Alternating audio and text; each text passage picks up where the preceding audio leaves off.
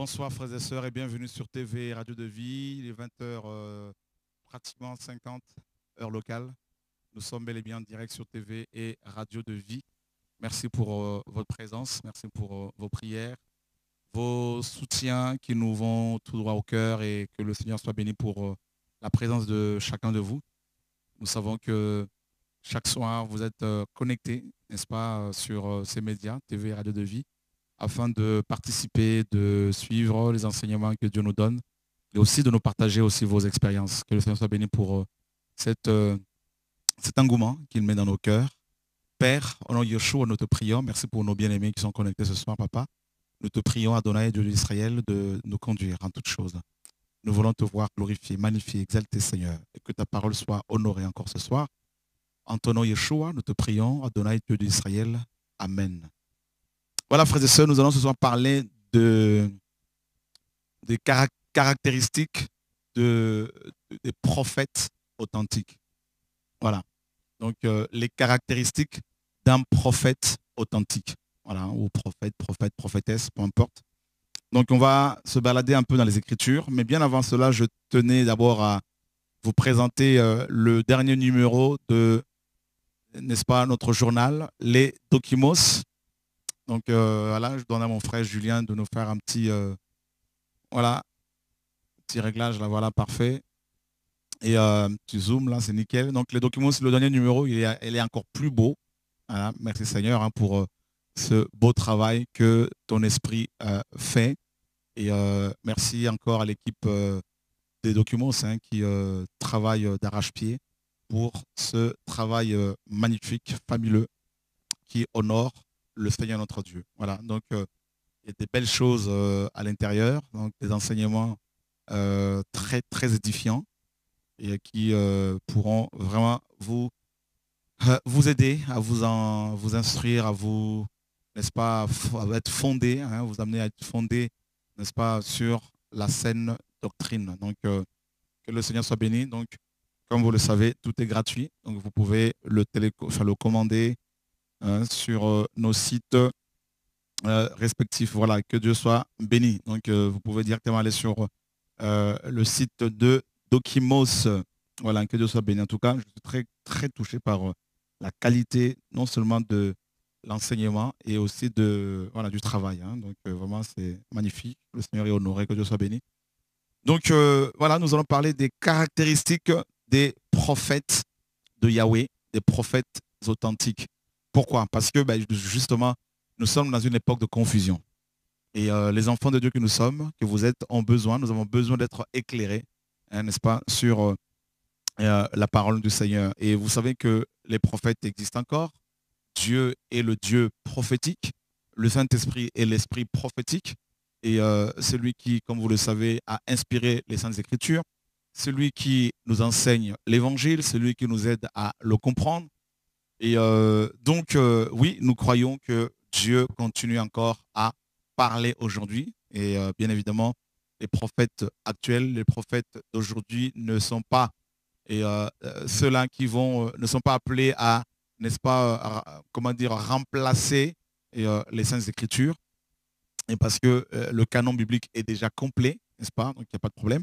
Et les révélations, les enseignements que Dieu donne à ces hommes et ces femmes qu'il a mandatés ne sont rien d'autre que la parole que contient ce livre, donc la Bible. Voilà. Donc, ce ne sont pas de nouvelles révélations, parce qu'ils ne reçoivent pas des révélations, mais des illuminations pour amener le peuple à saisir la pensée du Seigneur pour le temps dans lequel nous sommes. Voilà. Donc, il est important de savoir cela, de comprendre que Dieu parle encore, qu'il y a encore des prophètes, que Dieu envoie encore des prophètes, des ministres prophétiques. Je dis bien hommes et femmes. Voilà. Et d'ailleurs, tous les chrétiens sont des potentiels prophètes, dans la mesure où le prophète est celui qui parle aux hommes de la part de Dieu. Et étant donné que tous les chrétiens ont le Saint-Esprit, hommes et femmes, donc ils sont des potentiels prophètes, dans la mesure où ils sont appelés à parler de Dieu aux hommes, à leur entourage, à leur famille, à leurs parents, à leurs enfants, à leurs parents, à leurs amis, à leurs collègues au travail, peu importe, à leurs amis à l'école. Et donc, en tant que chrétiens, nous sommes appelés à témoigner de Christ partout. Donc, nous avons l'Esprit de Dieu, nous avons l'Esprit prophétique, nous sommes des potentiels prophètes. Donc ne pensez pas que je viens ici pour élever une personne en particulier. Bien sûr, notre enseignement est basé sur le Seigneur Yeshua. Lui seul et lui seul doit être glorifié, élevé, magnifié. Mais toutefois, nous devons aussi apporter des enseignements, d'autres enseignements pour qu'il y ait un équilibre. Voilà. Donc, on nous dit dans la Bible que par un prophète, Dieu va, n'est-ce pas, libérer les Hébreux. Hein? Donc Dieu va envoyer son prophète, n'est-ce pas, Moïse, pour libérer ses serviteurs. Et dans les Écritures, il nous est dit, on va prendre la parole dans le livre d'Amos, chapitre 3. Voilà, Amos, chapitre 3. Alors, je ne sais pas si quelqu'un peut nous faire la lecture, afin que tout le monde puisse participer. Amos, chapitre 3. Ah, Evelyne, tu peux... Voilà. Oh, si tu peux la trouver. Alléluia, gloire à Dieu. Magnifique, c'est bon, c'est parfait. Alors. Amos, chapitre 3. Et nous lisons à partir du verset 7 jusqu'au verset 8. En effet, le Seigneur, l'Éternel, ne fait rien sans savoir révéler son secret à ses serviteurs, les prophètes. Le lion rugit, qui ne serait pas effrayé, le Seigneur, l'Éternel, parle. Qui pourrait ne pas prophétiser? Waouh! Donc, c'est clair, hein? Donc, nous sommes tous d'accord que c'est la parole du Seigneur. Et Dieu, nous dit la parole, ne fait rien.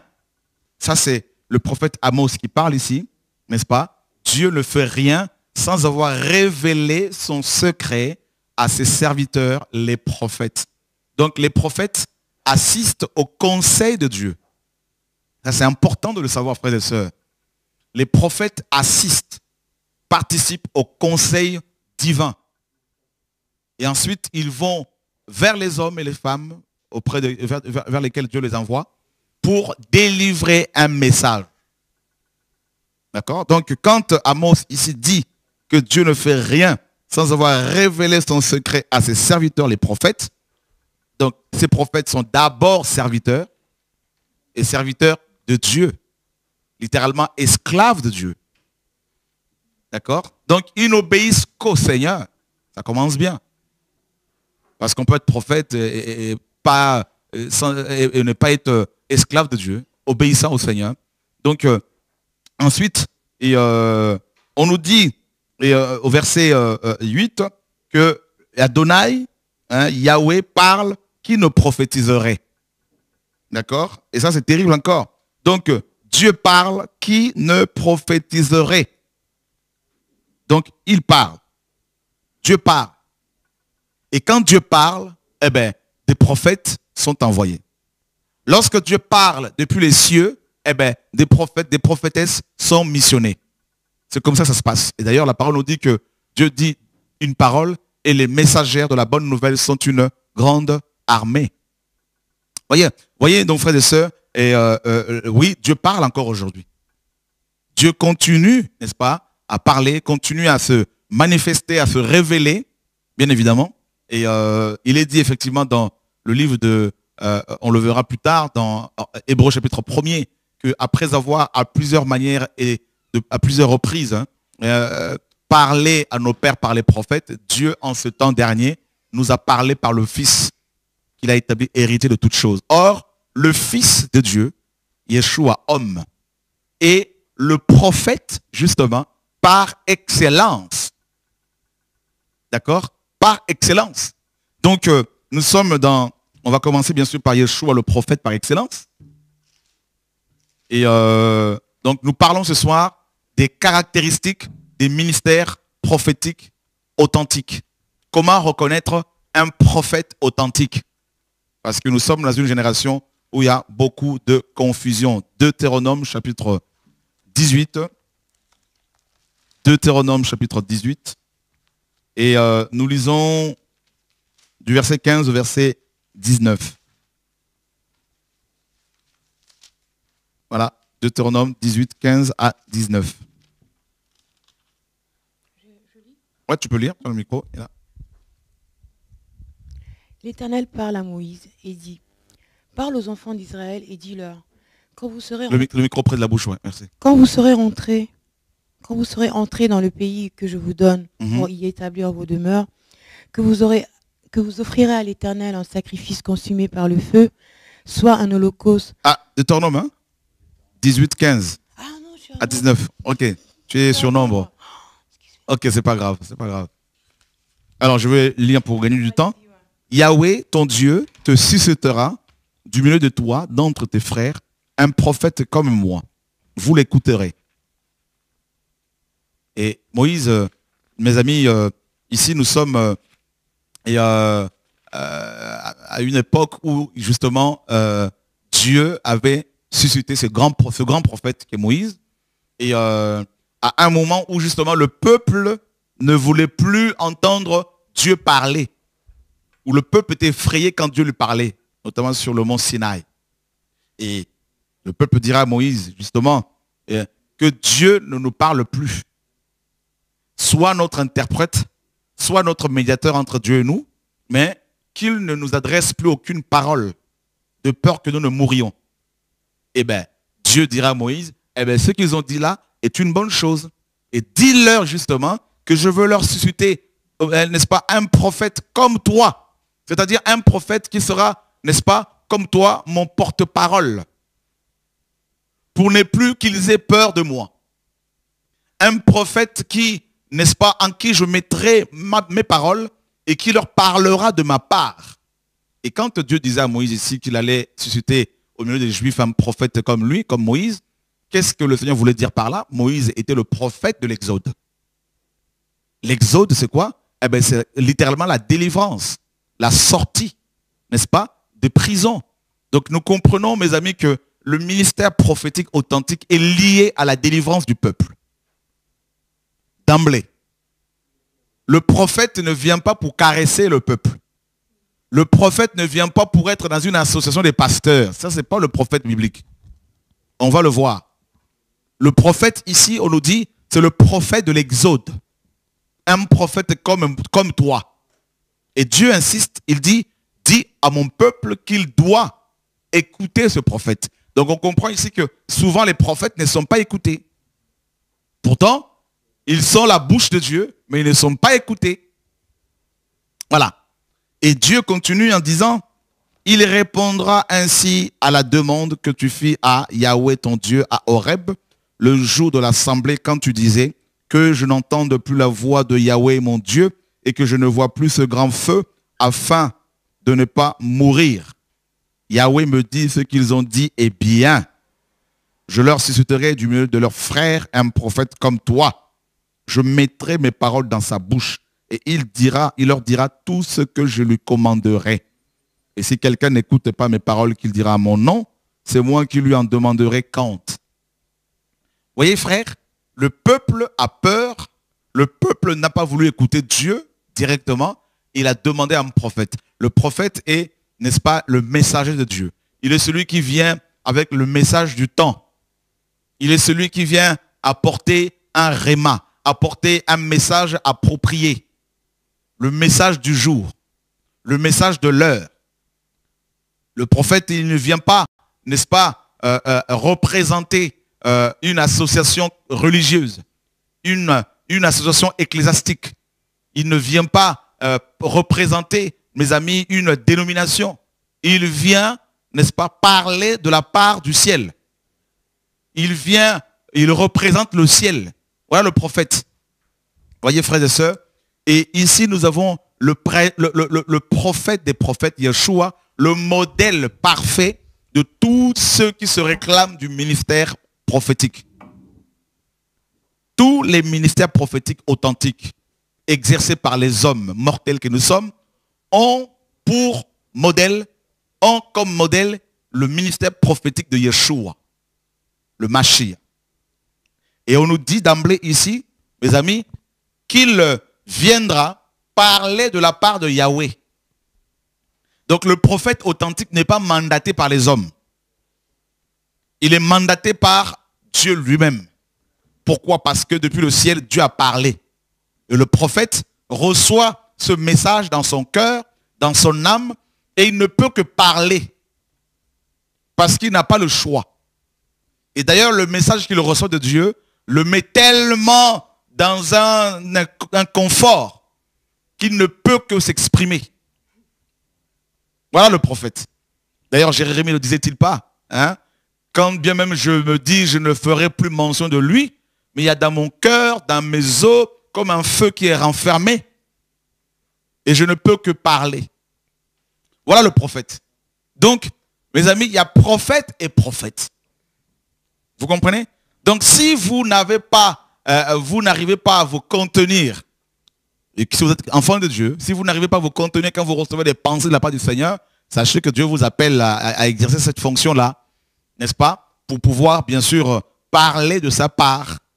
Voilà. Et c'est terrible ce que la parole, ce que Dieu dit justement ici. Et si quelqu'un n'écoute pas mes paroles, donc Dieu dit, je lui demanderai des comptes. Donc le prophète vient avertir, bien sûr. Il vient avertir les hommes d'un éventuel ou des éventuels jugements. N'est-ce pas? Et il vient mandaté par le ciel. Alors, examinons justement le ministère prophétique de Yeshua, notre Seigneur et Sauveur. Et vous allez facilement comparer maintenant, examiner en même temps au travers de cet enseignement, hein, avec cet enseignement, cette connaissance que Dieu nous donne. Vous allez vous-même examiner, vous examiner et puis comparer aussi les prophètes que vous côtoyez et si réellement ils sont de la lignée du Mashiach. Voilà. Parce que les chiens ne font pas de chats, pardon. Les chiens ne font pas de chats, les chats ne font pas de souris, n'est-ce pas? Donc les souris ne font pas des éléphants. Voilà. Donc vous ne pouvez pas me dire qu'un chien a donné naissance à un chat, c'est pas possible. Donc vous voyez frère, donc le prophète Yeshua donne naissance aux prophètes comme lui. Yeshua le prophète engendre des prophètes de la même lignée que lui. C'est-à-dire des prophètes qui ont l'audace, le courage, qui sont esclaves du Père. Yeshua, le prophète, par excellence, n'était pas dans une association ecclésiastique. D'accord? Il était expulsé des synagogues. Donc, alors si les prophètes d'aujourd'hui sont dans les fédérations d'hommes, dans les pastorales, ceux qui ne sont pas prophètes de Dieu, ce sont les prophètes de Baal. Ce sont les prophètes du ventre. Et les gens veulent m'intimider pour ne pas que je parle. Mais plus vous me critiquez, plus je vais parler. Je suis un homme mort. Voilà. Vous pouvez dire que j'ai 1000 villas. Ce n'est pas pour autant que le ministère que Dieu m'a donné va s'éteindre. Hein? Je continuerai à parler. Vous faites la publicité gratuitement pour Shora. C'est une grâce que j'ai. Même ceux qui ne me connaissaient pas commencent à découvrir le message. C'est comme ça que ça se passe. Ça attise le regard, ça attire le regard des gens. La curiosité. Donc ça, c'est juste une parenthèse pour, n'est-ce pas, exercer provisoirement le ministère que le Seigneur me donne pour corriger quand il le faut. Voilà, donc je referme la parenthèse. On revient sur le message. Donc, examinons le ministère prophétique du Maître. Ensuite, nous allons descendre sur les prophètes hommes que le Maître a suscités. Et on va attaquer les prophètes de Baal. Parce qu'on ne peut pas ne pas, n'est-ce pas, dénoncer ce système-là complètement impie. Voilà. Alors, nous sommes dans Jean. Jean chapitre 4. Jean chapitre 4. Nous lisons le verset 25. La femme lui dit, je sais que le Mashiach doit venir, celui qu'on appelle Christ. Mais quand il sera venu, il nous annoncera toutes choses. Jésus lui dit, je le suis, moi qui te parle. En fait, le prophète qui devait venir selon Moïse, c'était le Mashiach. Et Yeshua confirme que c'est lui, n'est-ce pas? C'est de lui dont il était question. Et nous allons encore plus loin.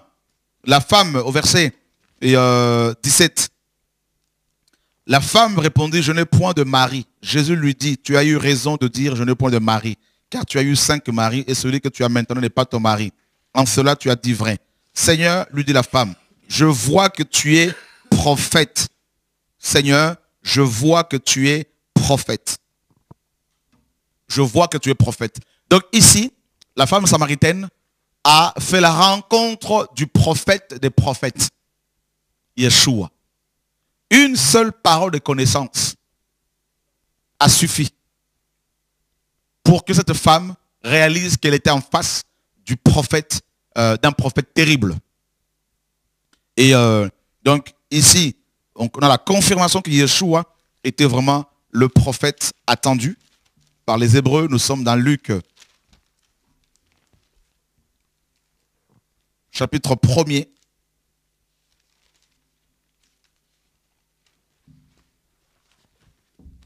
Nous sommes au verset 67. Zacharie, son père, fut rempli du Saint-Esprit et il prophétisa en ces mots. Béni soit le Seigneur, le Dieu d'Israël, de ceux qu'il a visité et racheté son peuple. Il nous a suscité un puissant sauveur dans la maison de David, son serviteur. Comme il avait annoncé par la bouche de ses saints prophètes des temps anciens, un sauveur qui nous délivre de nos ennemis et de la main de ceux qui nous haïssent. C'est ainsi qu'il a manifesté sa miséricorde envers nos pères et se souvient de sa sainte alliance, selon le serment par lequel il avait juré à Abraham, notre père, de nous permettre, après que nous serions délivrés de la main de nos ennemis, de le servir sans crainte, en marchant devant lui dans la sainteté et dans la justice tous les jours de notre vie. Voilà.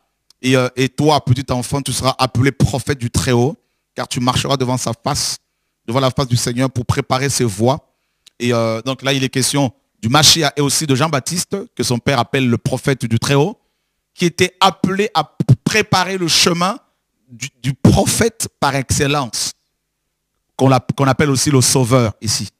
Et on nous dit que sa mission était de délivrer le peuple, comme Moïse avait annoncé. Donc vous voyez bien que le salut est toujours associé au ministère prophétique. La délivrance est toujours associée au ministère prophétique. Tout homme qui se réclame de Dieu, qui se réclame prophète, tout homme, toute femme, qui se dit prophète, prophétesse de la part de Dieu, doit automatiquement, frères et sœurs, être accompagné par l'onction de délivrance. J'entends par là, ce n'est pas forcément la délivrance par rapport aux démons. Comprenez, la délivrance englobe beaucoup de choses. D'ailleurs, le mot salut, sotéria en grec, signifie littéralement délivrance. Il y a la délivrance par rapport à l'ignorance. Le prophète, quand Dieu l'envoie, c'est pour libérer les gens de l'ignorance. Parce qu'on peut ne pas être possédé par les démons et être complètement ignorant par rapport à ses droits, ses devoirs, sa position dans le royaume de Dieu, son identité en Christ. Voyez, Dieu dira justement que son peuple périssait parce qu'il lui manquait la connaissance. Donc on a besoin d'être délivré de l'ignorance, on a besoin d'être délivré de la chair, on a besoin d'être délivré des faux pasteurs, du péché, n'est-ce pas, des démons également. Donc vous voyez bien que la délivrance englobe beaucoup de choses. C'est un grand thème dans la Bible, n'est-ce pas? C'est un des grands thèmes, la délivrance. Donc le prophète vient pour délivrer un message qui est censé affranchir les hommes. Le prophète ne vient pas pour vous enfermer quelque part. Le prophète ne vient pas pour vous dire « je veux rester votre pasteur à vie ». Le prophète ne vient pas pour vous dire « venez dans ma boutique ». Le prophète ne vient pas pour vous dire « suivez-moi ». Le prophète, il vous libère, il vous dit « allez vers Dieu ». Voyez? C'est ça le prophète. Donc vous comprenez? Donc une des caractéristiques du ministère prophétique, c'est la délivrance du peuple. Voyez? C'est une des premières caractéristiques. Le prophète vient libérer les gens. Moïse, Dieu lui a dit, va et libère mon peuple. Voyez? Libérer le peuple de qui? De Pharaon, de l'esclavage également. Voyez? Donc ce sont des libérateurs, les prophètes, comme les juges à l'époque d'Israël. Ce sont des libérateurs. Or, mes amis, actuellement, on assiste à une prolifération, n'est-ce pas, des ministères prophétiques qui ne libèrent pas le peuple, mais qui les emprisonnent. Et quand je parle, mes amis, des prophètes, comprenez qu'il ne faut pas, mes amis, être étroit dans l'étroitesse d'esprit. Il faut être large. J'entends par là, il faut avoir une vision globale, c'est-à-dire voir les cinq ministères d'Éphésiens 4, apôtres, prophètes, docteurs, pasteurs, tous ces évangélistes, diacres anciens, et les diacres ne sont pas dedans, mais il faut comprendre qu'il y a d'abord les 5 ministères d'Éphésiens 4, apôtres, prophètes, docteurs, évangélistes et pasteurs, et ensuite les diacres et tous les chrétiens. Donc avoir une vision globale, c'est-à-dire tous ces gens-là, parce qu'ils ont le Saint-Esprit, peuvent exercer, n'est-ce pas, une autorité prophétique, peuvent être la bouche de Dieu pour un temps. D'accord? Donc il faut ratisser large. Donc vous comprenez que le prophète, quel qu'il soit, qu'il soit apôtre, prophète, docteur ou chrétien, entre guillemets, ce qu'on appelle simple, alors que nous sommes tous en Christ. Donc, il est appelé, donc ce chrétien, qui a l'esprit prophétique, à libérer les hommes, à libérer les gens, à les rendre libres. Donc ça, c'est une des premières caractéristiques du ministère prophétique que Yeshua a exercé. Regardez, allons voir comment il a libéré les gens.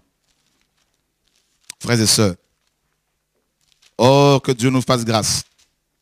Au nom de Yeshua. Et nous sommes dans Luc chapitre 13.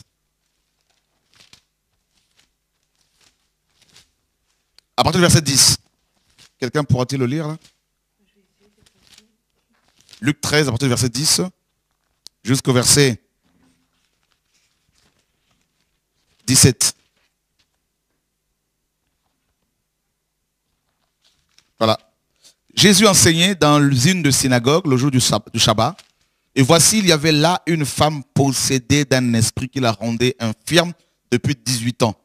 Elle était courbée et ne pouvait pas du tout se redresser. Lorsqu'il la vit, Jésus lui adressa la parole et lui dit, « Femme, tu es délivrée de ton infirmité. » Et il lui imposa les mains. À l'instant, elle se redressa et glorifia Dieu. Mais le chef, regardez le contraste ici.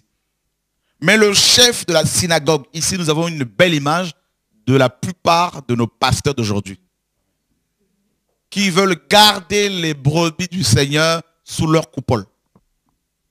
Mais le chef de la synagogue, indigné de ce que Yeshua avait opéré cette guérison un jour de sabbat, dit à la foule, il n'a même pas parlé à Jésus, il se tourne vers la foule, il était en colère. Il y a 6 jours pour travailler. Venez donc vous faire guérir ces jours-là et non pas le jour du sabbat, alors que le sabbat signifie repos. Et cette femme n'était pas dans le repos. Il était censé avoir le repos ce jour-là. Eh bien, Dieu lui donne le repos, du repos, et cet homme s'oppose. Donc, quand les prophètes sont envoyés par Dieu, il y a toujours des opposants. Ça n'a pas commencé aujourd'hui. S'il y avait Internet à cette époque, le chef de cette synagogue allait faire un blog. Allait faire des vidéos sur YouTube pour attaquer Jésus. Donc vous voyez bien qu'il n'y a rien de nouveau sur la terre.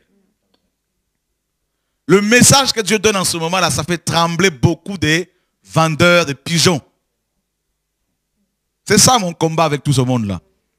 Ça les fait trembler. Il y a comme un tsunami spirituel. Beaucoup de chrétiens commencent à voir clair. Vous voyez frère, le chef de la synagogue avait sa brebis qui devait payer sa dîme chaque mois. À cause de son infirmité, cette femme devait faire des grosses offrandes, je ne sais pas. Et voilà qu'en un clin d'œil, le prophète des prophètes la délivre. Et le chef de la synagogue lui dit, il y a 6 jours pour travailler, allez vous faire guérir ce jour-là. Et qu'est-ce que Yeshua? Regardez la réaction du prophète, des prophètes. Hein? Quelqu'un peut lire juste le verset 15 là, un peu là. C'est quelque chose, hein? C'est fort là, le verset 15 là, mes amis. Hypocrite. Non, j'ai pas entendu bien comme il faut là. Hypocrite. Alléluia.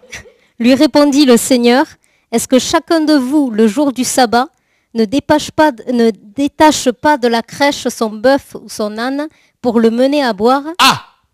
Jésus nous compare ici, n'est-ce pas, à un bœuf, n'est-ce pas, ou un âne. C'est-à-dire, il dit bien son âne ou son bœuf. Donc, ça veut dire que cette femme était la brebis du Seigneur. Et ce chef de la synagogue l'avait oublié, ou ne le savait pas, il l'ignorait. Donc, les chrétiens qui fréquentent vos assemblées ne vous appartiennent pas. Ils appartiennent, ceux qui sont de Dieu, ils appartiennent aux prophètes des prophètes. Et Yeshua dit, oui, vous avez la réponse du Seigneur devant la foule. Hein? Ce monsieur s'adresse à la foule. Et Jésus s'adresse à lui directement. Parce que le prophète n'est pas un hypocrite. Et il lui dit devant tout le monde, devant les gens qu'il dirigeait, hein, hypocrite. Littéralement, hein, hypocrites en grec, c'est-à-dire, c'était les acteurs grecs à l'époque. Vous savez que les Grecs ont donné au monde le théâtre. Donc leurs acteurs, leurs comédiens, on les appelait les hypocrites parce qu'ils jouaient un rôle. Voilà. Donc Yeshua nous fait comprendre ici que ce monsieur, qui était chef de cette synagogue, donc comme le pasteur, il ne vivait pas son message, ce qu'il enseignait. Donc il jouait un rôle. Voilà. Comme c'est le cas dans beaucoup d'églises aujourd'hui. Il joue des rôles. Comment? Tu peux, il n'y a pas de souci. Il jouait la comédie. Oui, effectivement. C'était un comédien, comme un acteur de cinéma. Voilà. Donc, il était dans la peau d'un personnage, complètement, mes amis, imaginaire, fictif, tout ça. Et Yeshua le dit justement, c'est parce que quand on lit ça en français, on ne comprend pas bien comme il faut. Là. Mais quand on va dans le grec, en fait, c'est fort encore ce que le Seigneur est en train de dire ici. C'est comme s'il lui disait devant ses ouailles, hein, eh ben, tu te mets dans la peau d'un personnage. Tu joues un rôle. Voilà. Et c'est fort. Et le Seigneur lui dit, mais tu es un hypocrite, pourquoi? Parce que tu es en train de jouer un rôle. Devant l'assemblée, tu fais semblant d'être parfait, d'être bon, celui qui respecte le Shabbat, alors que quand tu es seul, le jour du Shabbat, tu prends ton bœuf, tu prends ton âne que tu as là-bas chez toi, et tu vas faire des kilomètres et des kilomètres pour aller le faire boire. Et moi, maintenant, tu m'interdis de faire boire de l'eau à ma brebis. Mais tu es un hypocrite, tu joues un rôle. Tu penses que moi qui suis Dieu, je ne te vois pas dans les coulisses. C'est ça en fait que Yeshua est en train de le dire ici. Mais il dit, mais chaque sabbat, je vous vois en train de faire, hein, de marcher avec vos animaux pour aller le faire boire, là, tout ça, là, parce qu'à l'époque, il y avait les puits étaient à des kilomètres parfois, là. N'est-ce pas? C'est terrible. Alors que le jour du Shabbat, selon Moïse, selon Exode, les enfants d'Israël ne devaient pas faire plus de 100, plus de 1000 mètres. Hein, donc ils avaient un périmètre à ne pas à respecter. Hein, donc un nombre de mètres à ne pas dépasser. Donc il ne fallait pas dépasser de l'endroit où ils se trouvaient, le Shabbat, il ne fallait pas qu'ils aillent plus loin, hein, que 1000 mètres. Et eux, par contre, là, ils ne respectaient pas cette loi. Et Yeshua dit, ben justement, ben, voilà, tu es un hypocrite. Et cette femme, qui est une fille d'Abraham, et que Satan tenait liée depuis 18 ans, ne fallait-il pas la délivrer de cette chaîne le jour du sabbat? Waouh! Vous vous rendez compte, frères et sœurs? Le prophète vient pour libérer les gens. Et regardez bien, Yeshua est venu en tant que prophète. Il est allé dans cette synagogue pour libérer cette femme qui était prisonnière de Satan. Et c'est ça le ministère prophétique. Dieu peut les envoyer dans les églises pour aller libérer ceux qui pensent être libres. Et c'est terrible. Et Dieu les envoie. Donc du coup, le prophète, donc vous avez vu que une des premières caractéristiques du ministère prophétique, c'est la délivrance, la guérison, la restauration du peuple. Le prophète vient pour libérer les gens. Il ne garde pas les gens pour lui. Et la deuxième caractéristique, c'est le rejet de la part de dirigeants. Le prophète authentique est d'emblée rejeté par les religieux, par des pasteurs. Pourquoi? Parce que ce message libère les gens qui sont dans leur prison. Ce message, n'est-ce pas, va à l'encontre de leur vision, dérange. Ce message vide leur bâtiment. Donc du coup, ils rentrent en guerre contre le prophète que Dieu a envoyé. Ah, tu peux, dans la liberté, ouais. Ouais, ils perdent leur statut, effectivement. Voilà, ils perdent leur rôle dans leur église. Voilà, c'est ça. Donc, le chef ici était dérangé. Voyez? Donc, ça, c'est la deuxième caractéristique de la fonction prophétique. Un vrai prophète amène d'abord la délivrance au peuple. Deuxièmement, il est automatiquement rejeté par la majorité des pasteurs, des dirigeants d'église. Et on le voit ici. On le voit ici. Ils ont, n'est-ce pas, Il s'est opposé au Seigneur. Voilà. Et donc on a vu la délivrance. Hein, donc on continue. Et frères et sœurs, nous sommes dans Marc. Chapitre 1er. Verset 21 au verset 27. Quelqu'un l'a trouvé? Marc chapitre 1er. 21 à 27. Ils se rendirent à Capernaum. Et le jour du sabbat, Jésus entra d'abord dans la synagogue et il enseigna. Ils étaient frappés de sa doctrine, car il enseignait ayant autorité et non pas comme les scribes. Il se trouva dans leur synagogue un homme qui avait un esprit impur et qui s'écria : « Qu'y a-t-il entre nous et toi, Jésus de Nazareth ? Tu es venu pour nous perdre.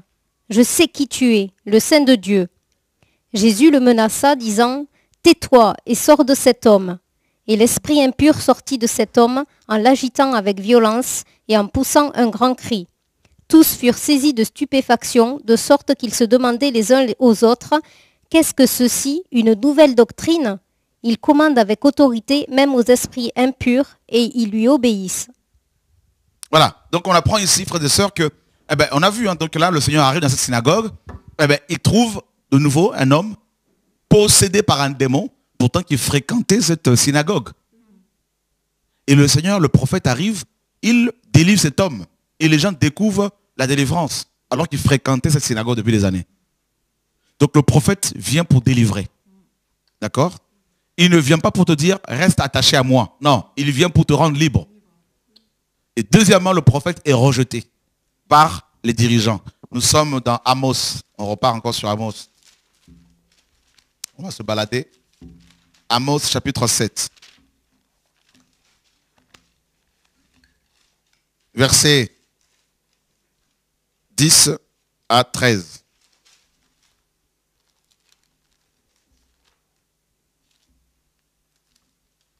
Quelqu'un peut le lire? C'est bon? Merci. Alors Amatsia, prêtre de Bethel, fit dire à Jéroboam, roi d'Israël : Amos conspire contre toi au milieu de la maison d'Israël. Le pays ne peut supporter toutes ces paroles. Car voici ce que dit Amos : Jéroboam mourra par l'épée, et Israël sera emmené captif loin de son pays. Et Amatsia dit à Amos : Homme à vision, va-t'en, fuis dans le pays de Juda. Mange-y ton pain, et là tu prophétiseras. Mais ne continue pas à prophétiser à Bethel, car c'est un sanctuaire du roi et c'est une maison royale. Voilà, vous vous rendez compte ici? Et Amatsia, sacrificateur, soi-disant de Yahweh. En fait, c'était un corrompu. Hein? Donc, voilà. Il va aller voir le roi Jéroboam II pour accuser, n'est-ce pas, Amos. Il lui dira que le pays ne peut plus supporter ses paroles. Vous vous rendez compte, frères et sœurs? Le pays ne peut plus supporter ses paroles. Et il va par la suite aller voir Amos pour lui dire, homme à vision, littéralement voyant. C'est une... voilà, donc en fait, il se moquait d'Amos. Il lui dit, va-t'en d'ici, car, n'est-ce pas, ce lieu, donc Bethel, maison de Dieu, était devenu le sanctuaire du roi. Et il lui dira, va ailleurs, va prophétiser là-bas, et ne continue plus à prophétiser ici, parce que le pays ne peut plus supporter tes paroles. Et c'est terrible. Et Amatsia était chef, était sacrificateur, était censé enseigner la parole de Dieu au peuple. Donc, ceux qui s'opposent aux prophètes que Dieu envoie, ce n'est pas toujours le peuple, c'est plus les dirigeants. Voyez? Et c'est terrible, frères et sœurs. Regardez également dans Jérémie, chapitre 27. Donc, la deuxième caractéristique d'un prophète authentique, c'est le rejet, la persécution qu'il va subir de la part des conducteurs, des dirigeants, n'est-ce pas? Voilà. Et Jérémie chapitre 28.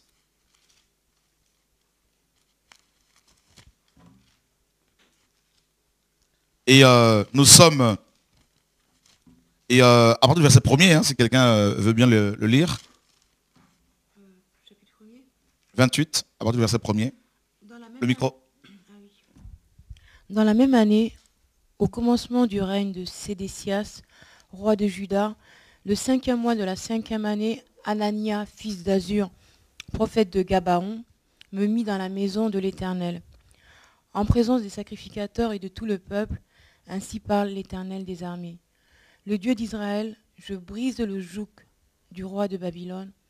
Encore 2 années et je fais revenir de ce lieu tous les ustensiles de la maison de l'Éternel, que Nebuchadnezzar, roi de Babylone, a enlevé de ce lieu, et il l'a emporté à Babylone.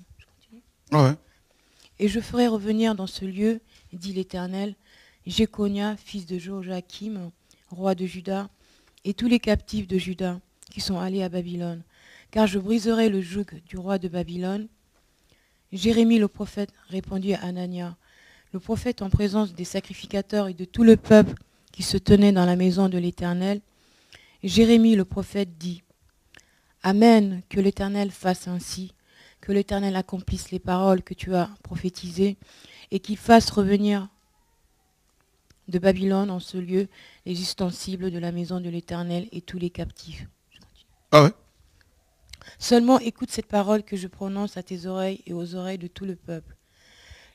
Les prophètes qui ont paru avant moi et avant toi, dès le temps ancien, ont prophétisé contre des pays puissants et de grands royaumes, la guerre, le malheur et la peste.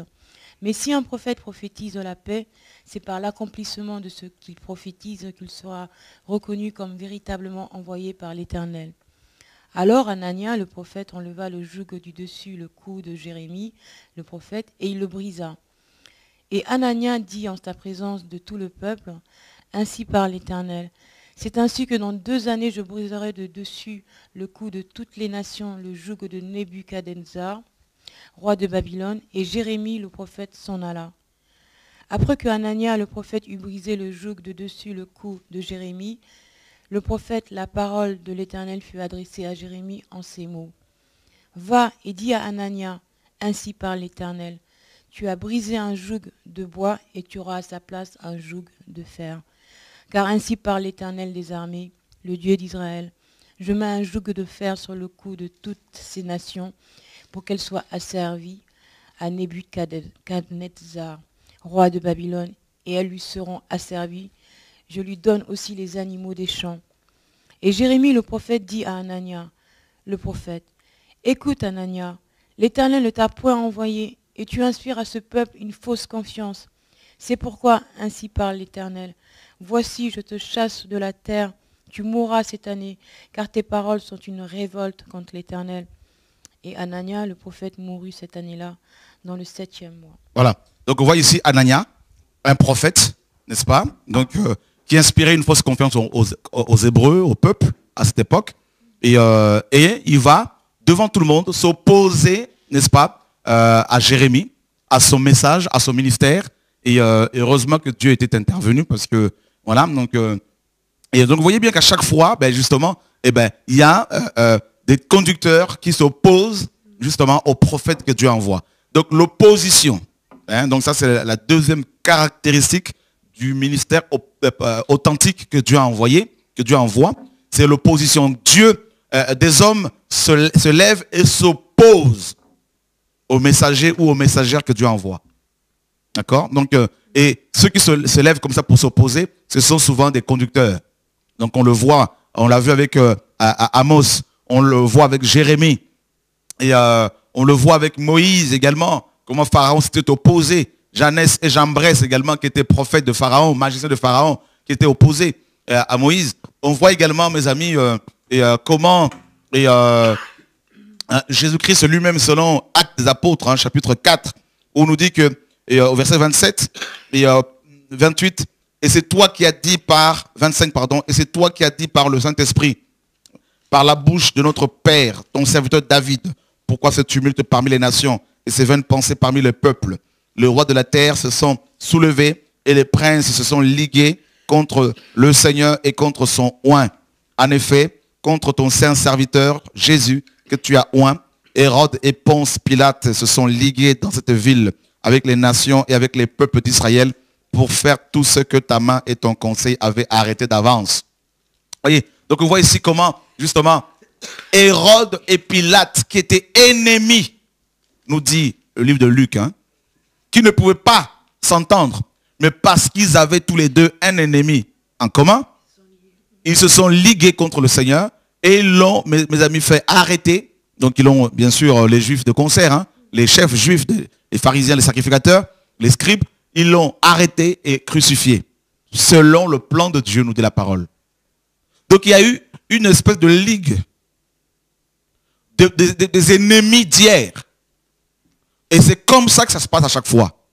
À chaque fois que Dieu envoie un prophète ou une prophétesse, eh bien, des ennemis d'hier deviennent les vrais amis, font des alliances dans le but de détruire, d'attaquer, de tuer le prophète ou la prophétesse que le Seigneur a envoyé. Et d'ailleurs, les deux prophètes d'Apocalypse 11, bien sûr, ils vont être exécutés, nous dit la parole. Pourquoi? Parce que leur message, leur onction, mes amis, a amené la crainte, la terreur, n'est-ce pas, aux habitants, hein, chez les habitants de la terre. Et ce n'est pas nouveau. Un prophète authentique ne peut jamais être acclamé. C'est faux. Un prophète authentique ne va jamais, mes amis, manger dans les palais présidentiels. C'est inconcevable. Si vous voyez un prophète qui commence à être invité par des présidents, alors que ces derniers ne changent pas, sachez que ce prophète commence à être corrompu. Parce que Jésus-Christ dit quoi? Ce n'est pas moi qui le dis, c'est la Bible qui le dit, frère. Nous devons rester dans la Bible. Nous sommes dans Matthieu 11. Donc la première caractéristique d'un prophète, c'est la libération. Il vient pour libérer vos âmes. La deuxième caractéristique, c'est l'opposition dont il est l'objet. Des hommes et des femmes qui dirigent le peuple de Dieu vont s'opposer à lui jusqu'à la fin de ses jours. D'accord? C'est terrible, c'est pour cela que, frères, sœurs, si vous avez l'esprit prophétique, l'esprit de Christ, eh ben, attendez-vous à l'opposition. Préparez-vous à l'opposition. Vous allez le voir. On va lire des passages aujourd'hui. On va pas faire des heures et des heures ce soir, mais on va vous donner des clés pour vous aider. Et que ceux qui sont abattus soient relevés, fortifiés. Amen. Alléluia. Amen. Nous sommes dans Matthieu 11. Hein? Gloire à Dieu. Matthieu 11 et verset 7. Quelqu'un pourra-t-il le lire là? Verset 7. Micro. Comme il s'en allait, Jésus se mit à dire à la foule au sujet de Jean: qu'êtes-vous allé voir au désert? Un roseau agité par le vent? Mais qu'êtes-vous allé voir? Un homme vêtu d'habits précieux? Voici ceux qui portent des habits précieux sont dans les maisons des rois. On s'arrête là. Ici, c'est le prophète par excellence qui parle. Jésus-Christ, notre modèle. Le modèle parfait des prophètes. Donnez-moi un verset où vous avez vu Jésus-Christ manger avec Hérode.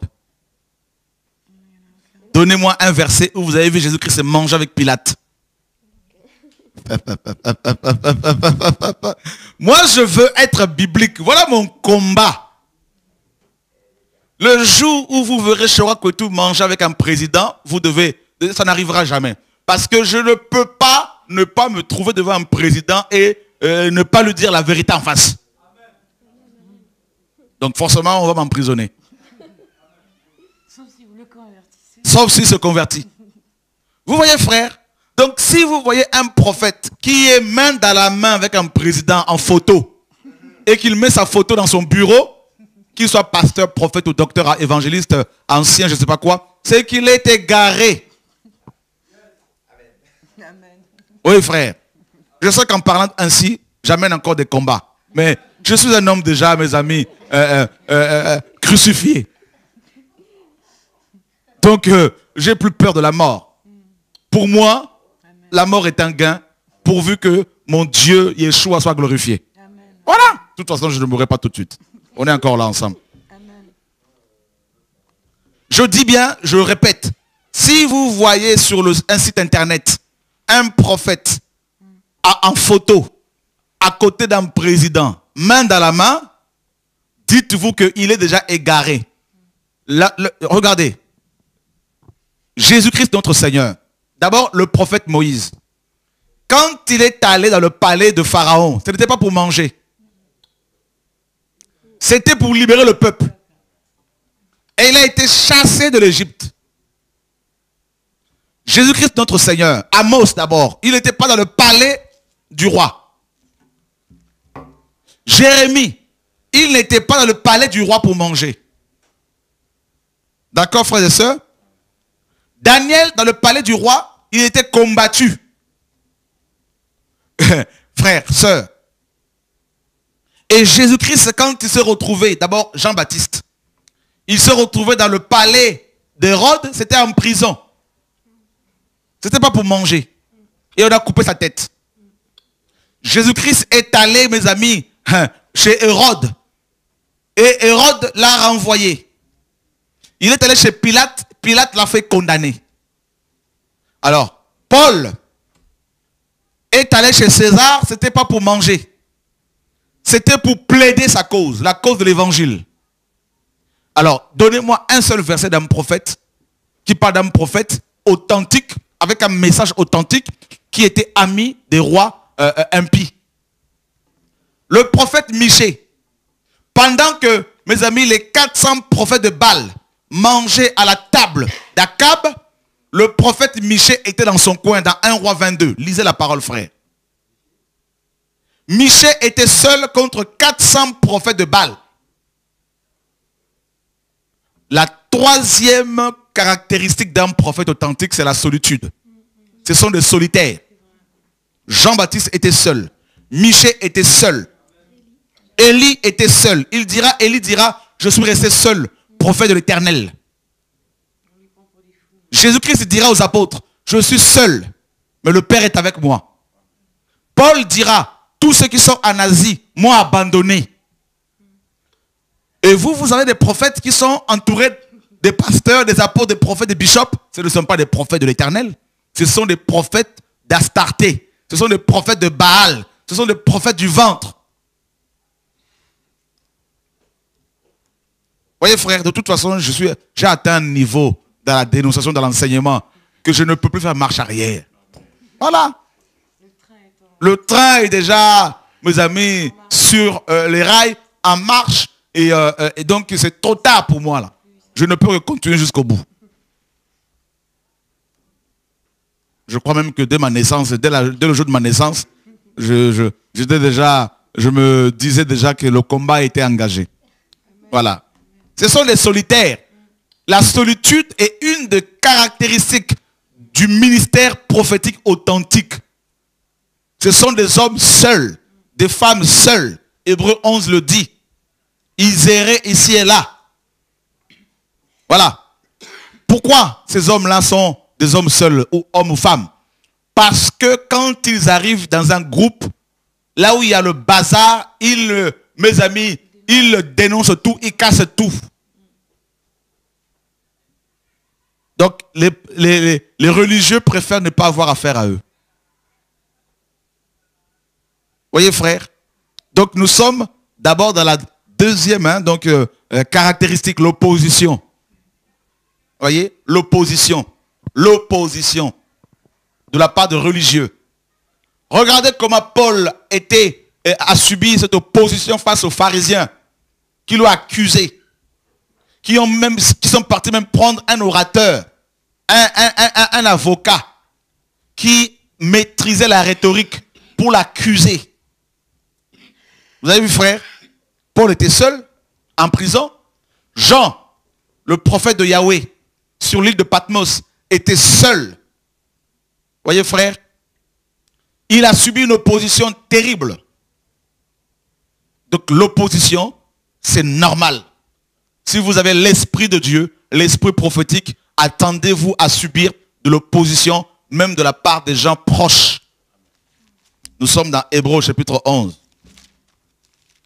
Chapitre 12, pardon. Est-ce qu'on peut lire le verset 3, s'il te plaît? Au verset 4. 12, 3, 4. Considérez en effet celui qui a supporté contre sa personne une telle opposition de la part des pécheurs, afin que vous ne vous lassiez point l'âme découragée. Vous n'avez pas encore résisté jusqu'au sang en luttant contre le péché. Ah. Donc, frère, on parle de la résistance. Il faut de la résistance si l'on veut être chrétien. Pourquoi? Parce que Satan est un opposant. Ah oui, c'est un adversaire. Vous ne pouvez pas prétendre avoir l'esprit de Dieu et ne pas essuyer de l'opposition. Ça commence d'abord avec la chair. La chair s'oppose à l'esprit, Galates 5 nous dit. La chair a des désirs contraires de l'esprit. Et les deux sont opposés. La parole le dit, c'est pas Chora qui le dit. Deuxièmement, il y a l'opposition des démons qui vont s'opposer à vous, des sorciers, l'opposition des religieux. Et il est dit ici, la parole nous demande de considérer, en effet, celui qui a supporté contre sa personne une telle opposition de la part des pécheurs. Ah oui, frère. L'opposition, ça c'est Yeshua.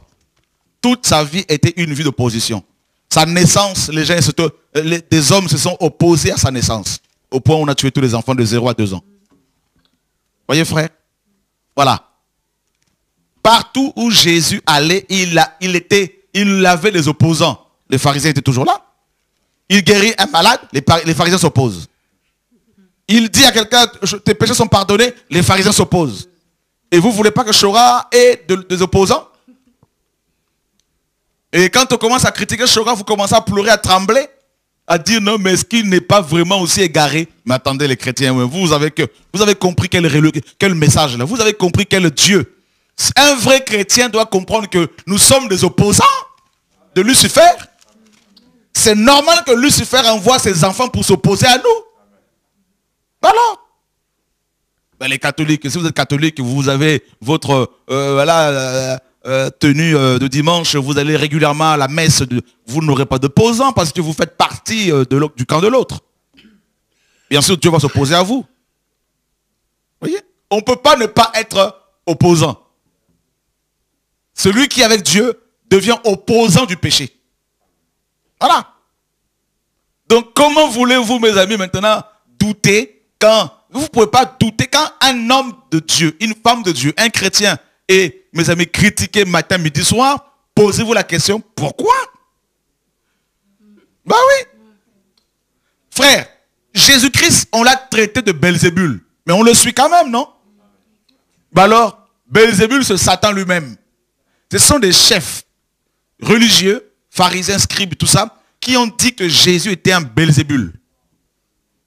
Mais pourtant, nous, quand on lit la parole, on nous dit, mais ils sont complètement religieux. Mais si aujourd'hui on dit que mon frère est un sataniste, est un démon, est un voleur, est un impudique, mais je dois le regarder et dire, eh ben, je vois qu'il y a les fruits du Saint-Esprit. Donc, c'est de la jalousie. C'est normal parce que c'est un prophète. C'est pour cela qu'on l'accuse comme ça. Et c'est biblique. On vous a traité d'antichrist sur Internet. Qui, moi? Ouais. Oh, sur Internet, on me traite de tous les noms aujourd'hui. Est-ce que quand tu as vu ça, quand tu as vu qu'on m'a traité d'antéchrist, tu peux parler au micro s'il te plaît? Sur le coup, il y a eu un peu de doute parce que je me suis dit mais je cherche une bonne église et tout et puis c'était contradictoire par rapport à vos enseignements, ça collait pas. Et donc pendant 2-3 jours, j'avais pas été sur Internet. D'accord. J'avais pas été vous voir. Puis je suis revenue à la recharge, j'ai regardé d'autres émissions que vous avez faites et je voyais que ça collait pas. J'ai dit mais il faut que j'aille voir par moi-même. Et quand tu es venu, tu as vu quoi? J'ai vu la vérité, quoi. Alléluia. Voilà, donc faut aller voir par soi-même. Voilà. Ne pas rester sur ce qu'on voit seulement par Internet. Il faut vérifier la source, quoi. Faut aller voir. Amen. Faut pas avoir peur, quoi. Parce que sinon on est égaré, on sait plus qui croire. Ok. Voilà. Mais tout est écrit dans la Bible, donc ce que vous dites, c'est écrit. Amen. Donc il n'y a pas de doute, quoi. Il n'y a pas de doute. Voilà. Amen. Voilà, donc en fait, c'est parce que le problème c'est que beaucoup de chrétiens ne sont pas malheureusement enseignés. Parce que comme nous avons pratiquement tous un arrière-plan catholique, quand on était chez les catholiques, il n'y avait pas de problème. Hein. Donc tout le monde était calme, tout est calme, tout est beau, tout ça. Et voilà. Donc du coup, quand on commence à découvrir la vérité, et on s'aperçoit qu'il y a le combat spirituel, que les démons nous attaquent, que des hommes peuvent se lever contre nous, ils peuvent nous accuser faussement, tout ça, et nous prêter des intentions. Ah, mais celui-là, là, celui qui vous critique, il va très loin parce qu'il dit que vous avez dit des choses auparavant, vous avez annoncé quelque chose qui devait se faire et qui n'a pas eu lieu. Donc, vous n'êtes pas du tout de Dieu, qu'on doit faire attention. En fait, ils annoncent, ils disent que non, j'ai annoncé qu'un pasteur allait mourir, Dieu allait le frapper et il n'est pas mort. En fait, voilà. Mais les gens se repentent entre-temps. Et puis on fait tous des erreurs, on n'est pas parfait. Et bien surtout que c'est complètement faux. Voilà. C'est complètement faux. Cet homme, au jour d'aujourd'hui, spirituellement, il est mort. Vous voyez, c'est qui parle sur vous là, en fait, il y en a plein. Il y a des blogs, il y a des sites, il y a des... Ah oui, c'est quelque chose. D'accord. Et d'ailleurs, ils disent pas exactement... à chaque fois, il n'y a pas de preuves. C'est des allégations, c'est des on dit, on pense. Par exemple, quand ils vont dire que j'ai des villas partout, eh ben jamais ils vont vous dire, ben voilà, on a les papiers, tout est là, tout est... C'est des on dit, c'est des allégations, des imaginations, tout ça, c'est parce que justement, le message... Vous dérangez. Voilà, il faut comprendre. Et c'est vrai, quand on dérange, on est attaqué. Voilà. Moi, on m'a dit que... Le micro, s'il te plaît. Est-ce que c'est allumé? Je vais vérifier. Voilà, c'est bon.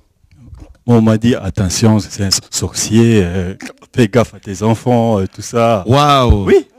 On m'a dit ça. Ça, c'est les pasteurs qui disent ça, hein? Oui, donc, les gens, quoi. Donc, mais pourquoi ils disent que je suis sorcier? Ils se basent sur quoi? Je sais pas. Donc, ok. Quand on cherche le micro, on cherche vraiment Dieu, il nous parle intérieurement. Amen. Et quand quelqu'un est de Dieu, ça se voit. Amen. Quand on a un enfant de Dieu, on reconnaît l'autre. Amen. Et moi, je voyais que ça collait pas, quoi. J'ai lu pas mal de vos prêches et ça collait pas ce qu'il disait. Je me disais, mais c'est pas possible. Cet homme dit la vérité, quoi. Alors pourquoi? Donc c'est là que je me suis dit, il y a un problème. Donc je vais aller voir, vérifier l'info. Et tu es venu pour la première fois samedi dernier? Samedi dernier. D'accord. Ouais. Je n'ai pas osé aller sur scène quand vous avez appelé, parce que j'avais déjà été baptisée, donc je savais pas trop. J'ai demandé à des sœurs, mais j'ai déjà été baptisée, parce que vous avez demandé les baptisés. Vous avez demandé les gens qui ont été, ceux qui veulent le baptême. Moi, j'avais été déjà baptisée, donc je savais pas ce que j'avais. Puis vous m'avez appelé, puis je suis venue, voilà. Gloire à Dieu. Mais gloire à Dieu, quoi. Faut toujours vérifier. Chez les ADD, donc les Assemblées de Dieu, tu es connu comme un loup blanc, quoi. Tu es considéré comme un sataniste. Waouh. Ah oui. Ça, c'est du côté de... Ouais. Du côté du sud. Du sud, Montauban, tout ça. Voilà, ouais. Chez les ADD, il faut surtout pas te fréquenter. Waouh. Voilà. Mais c'est très... C'est fort, très, très grave. Ouais, mais c'est du n'importe quoi. Voilà. Ouais, donc vous pouvez vous exprimer à Christ pas de problème. Est fort, Christ est grand, et quand... C'est clair, c'est que des mensonges. Hein. On reconnaît vraiment un enfant de Dieu, donc voilà, ça se reflète. Voilà. Nous, ça nous a libérés. Ah oui, ça nous a libérés. Voilà. J'ai fait 13 ans chez les ADD, j'ai rien appris, quoi. J'ai rien appris, et puis c'est quand j'ai entendu le message de l'apostasie où tout d'un coup tout s'est effondré. Parce qu'il y avait des tas de choses que je voyais dans cette assemblée et qui tout d'un coup étaient mis en lumière avec des mots que je connaissais pas, et tout d'un coup tout ressortait, et voilà, ça a été le tsunami, le tsunami spirituel. Amen. Et une nouvelle conversion. Alléluia. Donc, gloire à Jésus, le serviteur. Voilà. Vous m'avez soulagé avec la dîme. Quand vous avez parlé de la dîme. Elle va être délivrée. Ah ouais, vous m'avez vraiment délivré, parce que je suis quelqu'un qui culpabilise vachement quand je fais pas ma dîme. Et puis il y a autre chose aussi, parce que j'avais un projet pour la Guinée. D'accord. Puis je me suis dit, mais à quoi sert d'aller construire en Guinée? Le Christ revient bientôt. Et ça, c'est quand vous parlez d'autres choses par rapport au nouvel ordre mondial ou à tous ces pasteurs qui construisent des belles églises, etc. Mais on n'est plus dans ce temps-là, quoi. C'est bon, se cacher des grandes maisons, etc. C'est terminé. Vaut mieux apporter plein de gens à Christ. On est plutôt on est missionnés, quoi. On n'a plus de temps à perdre. Donc les chrétiens qui sont dans des grands projets, mais ils ne se rendent pas compte qu'ils perdent un temps fou, quoi. Et de l'argent aussi. Et vraiment, on m'a soulagé pour la dîme, parce que je suis culpabilisé vachement. On nous met trop de pression dans certaines églises. Malheureusement. Et bien justement, s'il y a cette colère de la part de beaucoup de religieux, de conducteurs chrétiens contre nous, contre moi, c'est d'abord à cause de l'enseignement sur la dîme. Donc surtout la dîme. C'est clair. Ils cherchent plusieurs autres raisons, mais le problème de base, c'est l'argent. Surtout la dîme. J'étais dans une église, j'étais pas tranquille. On n'était pas tranquille, on avait tout le temps la pression sur la dîme. D'ailleurs, elle a fermé. L'explosion, ça. Voilà. Ça, vraiment, c'était grave, ça. Ils disent qu'il a assez mangé. Oui. Ils vont même dire que j'ai mangé la dîme des gens. Contredit des gens. Qu'il faut rembourser. Mais j'ai mangé la dîme de qui? Que celui à qui j'ai mangé la dîme vienne me voir. frère. Même à l'époque où on était dans la religion, là, jamais pris la dîme de quelqu'un pour aller manger. Non, mais C'est la jalousie, la confusion. Les gens, ils ne savent plus quoi inventer. Mais les chrétiens voient clair. non, mais là, on voit que vous êtes Ouais, honnête. Il y alléluia. a un moment où vous parlez d'une somme que vous avez eu, 50 000 euros, et que c'est plus la peine de donner, c'est bon, il y en a assez. Voilà, Voilà, donc c'est là qu'on voit votre honnêteté, parce que vous aurez pu continuer à demander. effectivement. Alors que, Oui. dès que vous avez eu la somme, vous avez dit c'est bon, on peut arrêter de donner, on a la somme qui... Et quelqu'un d'honnête, voilà, il stoppe. Voilà. Quelqu'un de malhonnête, Et il prend, et puis il met dans sa poche. Voilà, Voilà. voilà. Donc Dieu nous a créés intelligents, on a du discernement, donc on voit et on... Amen, amen, amen. Et comme en fait dans les assemblées, toutes les brebis sont muselées, Mhm. du coup c'est pour ça que finalement c'est les dirigeants qui font l'opposition sur les vrais prophètes, parce que de toute façon les brebis elles sont tellement habituées à ne rien dire et à tout absorber, même si elles comprennent rien. C'est ça. C'est des moutons de panurge, donc du coup c'est toujours les dirigeants qui s'opposent aux vrais prophètes. C'est Et ça. nous, même si on comprend quelque chose à un moment donné, parce qu'on a été éclairés, parce que le Seigneur nous a montré quelque chose, et bien voilà, à un moment donné, il faut vraiment se secouer, parce que sinon, Amen. Mais sinon, moi, voilà, il faut sortir de Babylone. Amen, amen. moi, Voilà. dans mon- Amen. dans mon- Donc dans- on est sorti de Babylone. Amen. Voilà. Et moi, dans mon ancienne église, le pasteur nous disait, par exemple, quand on avait beaucoup de bénédictions dans une église, ne pas aller dans une autre.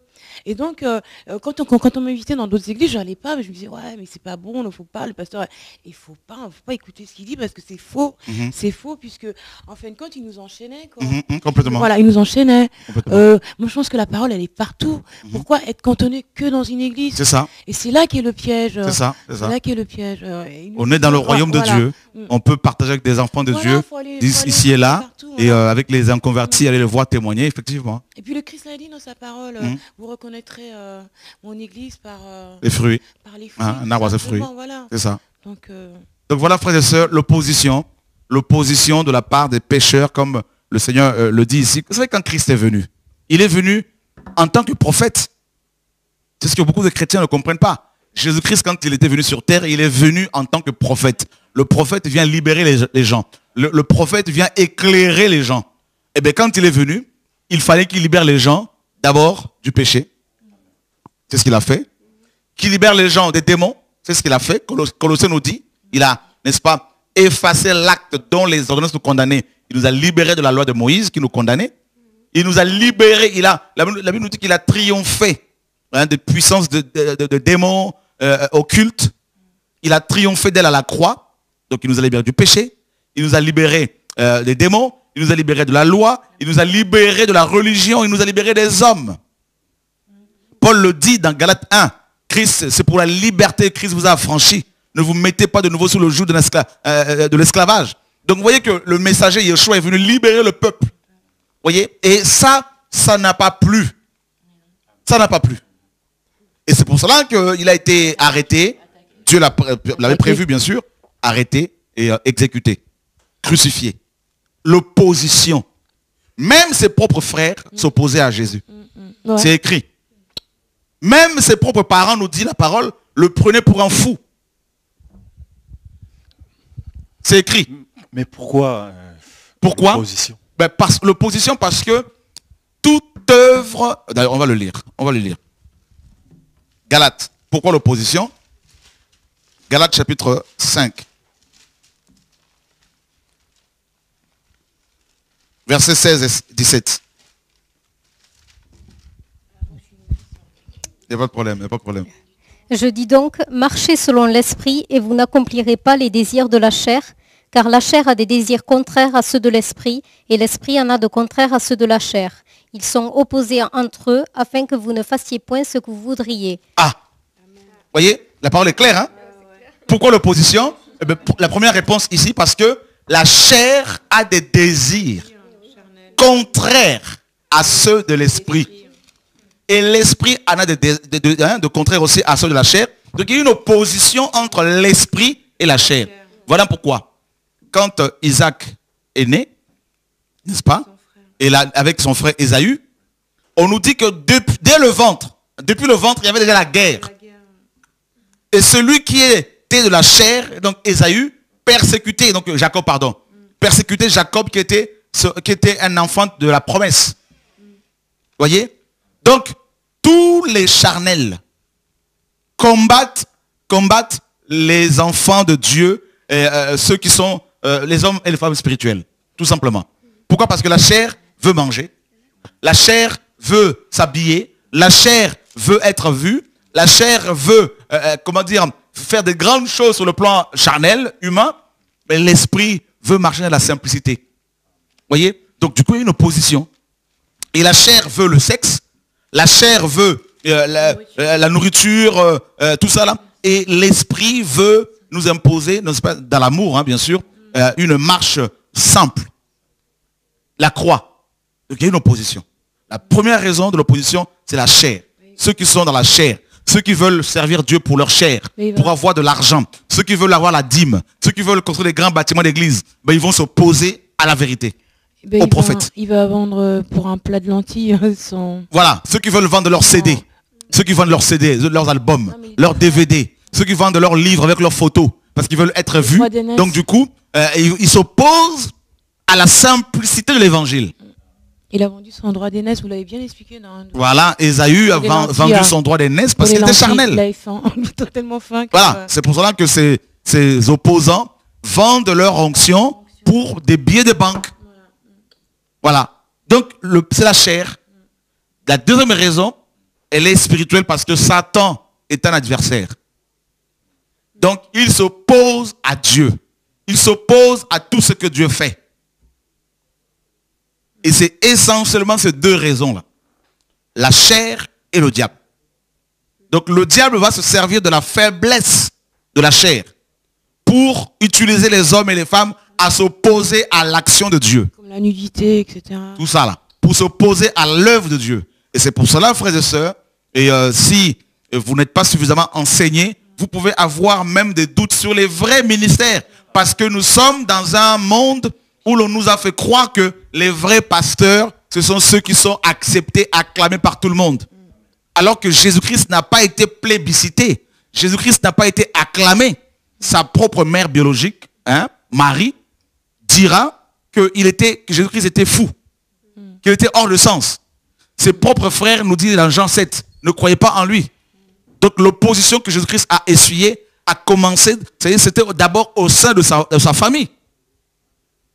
Avec sa propre mère. Donc il peut arriver un moment où même vos propres parents ne vous comprennent pas. Vos propres frères et sœurs ne vous comprennent plus.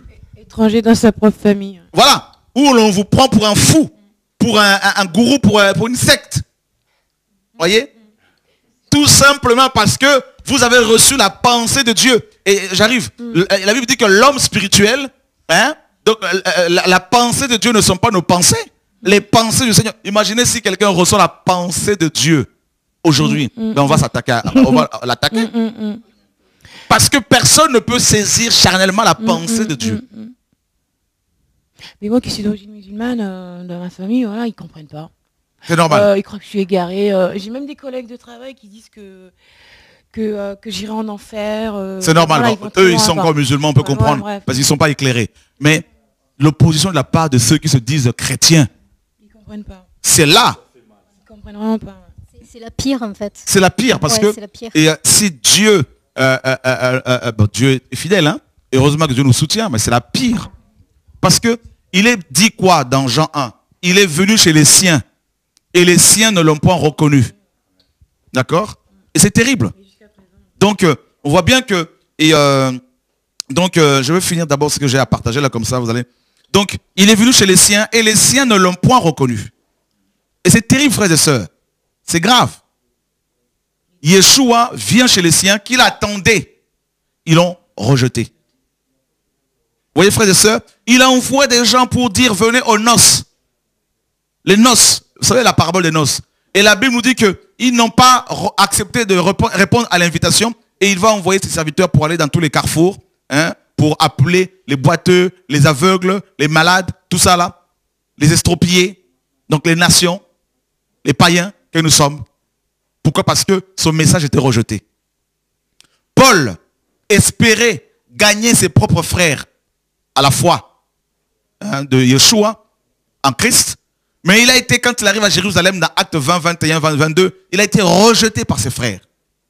Donc frères et sœurs chrétiens, soyez correctement enseignés, soyez correctement instruits, selon la sainte doctrine, une des caractéristiques d'un ministère authentique, c'est l'opposition, c'est le rejet.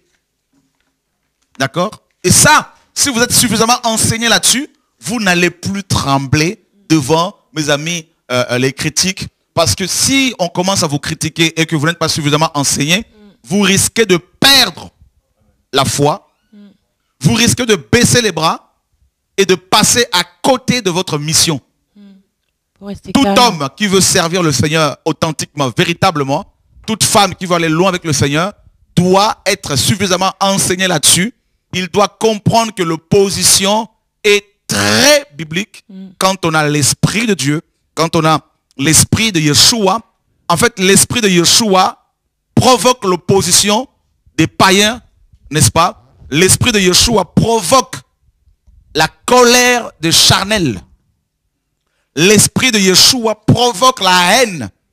C'est-à-dire, en fait, l'Esprit de Dieu, quand il saisit une personne, je prends un exemple, l'Esprit de Dieu saisit mon frère, automatiquement la haine cachée dans les cœurs des gens qui l'entourent, cette haine sera mise à jour, mise à nu, révélée. C'est ça l'Esprit de Dieu.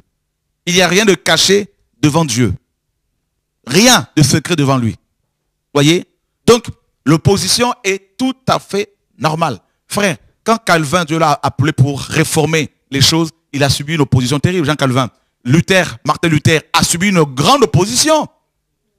Mais beaucoup de chrétiens ont été crucifiés, ont été brûlés vifs. Et très peu de chrétiens le savent. Parce que nous avons un arrière-plan catholique. On a oublié la croix. On a oublié la persécution. Le Seigneur a dit, si on m'a aimé, on vous aimera. Si on m'a accepté, vous serez accepté. Il a dit, vous serez haïs de tous à cause de mon nom. Mais il a dit le Seigneur, frère. Il a dit Jésus. Il a dit, malheur à vous si tout le monde dit du bien de vous. Dans Matthieu 5. Il a dit le Seigneur. Il a dit, c'est ainsi qu'ils ont été avec les faux prophètes. C'est-à-dire, ils disaient de bonnes choses aux faux prophètes. Donc c'est normal que les gens vous accusent faussement. C'est normal que des gens que vous avez nourris se lèvent contre vous. C'est biblique. Jésus-Christ dit dans Psaume 41, 10, il est dit, celui-là même qui mangeait mon pain, qui avait ma confiance, lève le talon contre moi. Mais c'est biblique, frère. Vous allez nourrir des gens, aujourd'hui, demain, ils vont se lever contre vous. C'est biblique. Vous devez être armés. 1 Pierre 4 nous dit quoi? Nous dit que comme Christ a souffert, vous aussi armez-vous de la même pensée. C'est dans la Bible, frère. Donc si vous êtes suffisamment enseigné, vous devez, mes amis, bénir plutôt le Seigneur si les gens se lèvent contre vous, alors que Dieu vous a réellement appelé. C'est l'opposition, si vous craignez Dieu, l'opposition, les critiques sont des signes qui attestent que Dieu marche avec vous. Voilà. Voyez, donc le prophète authentique vient libérer les gens. Ça, c'est la première caractéristique. La deuxième caractéristique, le prophète authentique subit une forte opposition de la part des chefs, de la part des dirigeants, de la part des pasteurs, de la part des apôtres, des prophètes, de la part même des chrétiens qui ne sont pas enseignés. Une grande opposition. Et c'est très biblique, frères et sœurs. Parce que on ne peut attaquer que celui qui a le mandat de Dieu. Voilà. Et tout ça là, c'est biblique. Donc, libérer les gens, ça c'est les prophètes. Être rejeté à cause de leur message, ça c'est aussi, ça fait partie aussi du ministère prophétique. Nous sommes dans Matthieu, chapitre 5, verset 10. D'abord 9. Heureux ceux qui procurent la paix, car ils seront appelés fils de Dieu. Pardon, 10. Heureux ceux qui sont persécutés pour la justice, car le royaume de Dieu, des cieux, est à eux. Heureux serez-vous lorsqu'on vous outragera, qu'on vous persécutera et qu'on dira faussement de vous toutes sortes de mal à cause de moi. C'est terrible, hein? Heureux serez-vous lorsqu'on vous outragera. C'est fort. Qu'on vous persécutera et qu'on dira faussement de vous toutes sortes de mal à cause de moi. Réjouissez-vous et soyez dans l'allégresse, parce que votre récompense sera grande dans les cieux. Car c'est ainsi qu'on a persécuté les prophètes qui ont été avant vous. Donc, on n'est pas, bien sûr, on n'est pas, mes amis, épargnés. Hein. Donc, vous ne serez pas épargnés. Donc, c'est ainsi, donc je finis d'abord. Hein. C'est ainsi qu'ils ont persécuté les prophètes qui étaient avant vous. Donc, c'est biblique, c'est normal que l'on passe par des tribulations en tant que messagers et messagères de Dieu, en tant qu'hommes et femmes qui ont reçu la parole de la part du Seigneur. Donc, c'est normal, frères et sœurs. Et ça fait partie, mes amis, de la fonction prophétique, pastorale authentique, apostolique authentique. Et c'est pour cela que les enfants du Seigneur doivent être suffisamment enseignés. Enseignés. Frère, Étienne, prophète de Dieu, messager de Dieu, était lapidé. Vous vous rendez compte? Jacques, apôtre du Seigneur, était décapité. Paul, apôtre du Seigneur, frère, était décapité sous Néron. Vous vous rendez compte? Selon la tradition juive, tous les apôtres sont morts, Jean aussi. Martyrs. Voyez, frères et sœurs, et c'est terrible ce que ces hommes et ces femmes ont vécu. C'est terrible. Ils ont vécu une telle opposition que beaucoup de chrétiens sont ignorants par rapport à cela. La parole nous dit dans Hébreux chapitre 11 qu'ils étaient sciés. N'est-ce pas? Et selon la tradition, c'est le prophète Ésaïe qui était scié. Et c'est terrible, frères et sœurs, nous sommes dans Hébreux chapitre 11. Nous allons, nous lisons à partir du verset, à partir du verset 32. Et que dirais-je encore, car le temps me manquerait pour parler de Gédéon, de Barak, de Samson, de Jephthé, de David, de Samuel et des prophètes, qui par leur foi vainquirent des royaumes, exercèrent la justice, obtinrent des promesses, fermèrent la gueule des lions, éteignirent la puissance du feu, échappèrent aux tranchants de l'épée, guérirent de leurs maladies, furent vaillants à la guerre, mirent en fuite des armées étrangères. Des femmes recouvrèrent leur mort par la résurrection. D'autres furent livrés au tourment et n'acceptèrent point de délivrance afin d'obtenir une meilleure résurrection. D'autres subirent les moqueries et le fouet, les chaînes et la prison. Ils furent lapidés, sciés, torturés. Ils moururent tués par l'épée. Ils allèrent çà et là, vêtus de peau de brebis et de peau de chèvre, dénués de tout, persécutés, maltraités, eux dont le monde n'était pas digne, errant dans les déserts et dans les montagnes, dans les cavernes et les antres de la terre. Eh frères, vous avez vu ici, ce sont les gens qui avaient la foi d'Abraham, la foi en Yeshua. Et vous avez vu les conséquences de cette foi, le fouet, lapidation, moquerie, et tourment, et ils erraient ici et là. Et vous avez vu les conséquences de cette foi, ils s'habillaient en peau de chèvre, en peau de brebis, comme Jean-Baptiste. Il était habillé en peau de chameau. Or, le chameau était un animal impur. Et cet animal sent mauvais. Donc, Jean-Baptiste, mes amis, quand il marchait ici et là, il sentait mauvais, il sentait le chameau. Les gens devaient, mes amis, le fuir. Et c'est ça, mes amis, l'évangile. Quand on reçoit l'Esprit de Dieu, l'Esprit de Christ, on est automatiquement, en fait, d'abord, on va libérer les gens. Deuxièmement, on va être rejeté. On va essuyer de l'opposition, du rejet, des critiques, matin, midi, soir. Des gens vont passer leur vie, leur temps à parler sur vous matin, midi, soir. Parce qu'ils sont eux-mêmes tourmentés par les démons qui le poussent à s'exprimer ainsi. Ils deviennent des instruments entre les mains de Lucifer. Donc, c'est normal, mes amis, toutes ces choses. Et le Seigneur l'a dit, malheur à vous si tout le monde dit du bien de vous. C'est écrit dans la parole, frères et sœurs. Yeshua a terminé comment, frère? L'enfant de Dieu, le Fils de Dieu, le prophète qui était venu libérer les gens. Il a terminé comment, frères et sœurs? On lui a craché dessus. On l'a crucifié. On lui a donné du vinaigre. Il n'a pas été acclamé par Hérode. Il n'a pas été acclamé par Pilate. Il n'a pas été acclamé par les chefs. Il était rejeté. Même un des chefs, Nicodème, était obligé d'aller le voir la nuit pour ne pas être vu. Il se cachait. Vous voyez frère, Jésus-Christ n'avait pas bonne presse. Il était rejeté. Et qu'est-ce que vous voulez aujourd'hui frère? Si vous avez des prophètes qui sont avec des rois, qui sont, mes amis, acclamés par des princes, ils ne sont pas prophètes. Ils sont prophètes de Baal, oui, mais ils ne sont pas prophètes de Dieu. Vous avez frère, vous avez vu?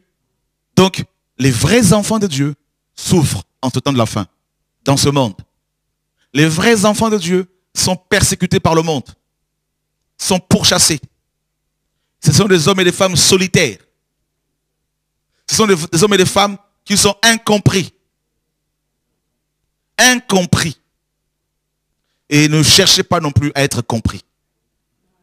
Parce que le jour où vous serez compris par les charnels, Dieu vous, n'est-ce pas, disqualifiera. Vous voyez? Et c'est terrible. C'est terrible. Paul a souffert. Paul a dit quoi? Il dit, nous sommes au milieu de la bonne et de la mauvaise réputation. C'est ça, Paul le dit. Il dit, nous sommes en spectacle au monde, aux anges et aux hommes. Paul le dit. Dieu a fait de nous apôtres les derniers des hommes. Paul le dit. Et non les premiers. Paul le dit, frère. Et c'est terrible. Paul dit, nous sommes, n'est-ce pas, persécutés, abattus et non perdus. Paul a été accusé faussement. Paul, dans 2 Corinthiens 10, on l'a traité de charnel. On l'a traité de dur. Il avait un caractère dur, que ses lettres étaient sévères. N'est-ce pas? Et Paul a tenu bon. Et il dira à Timothée, combat le bon combat.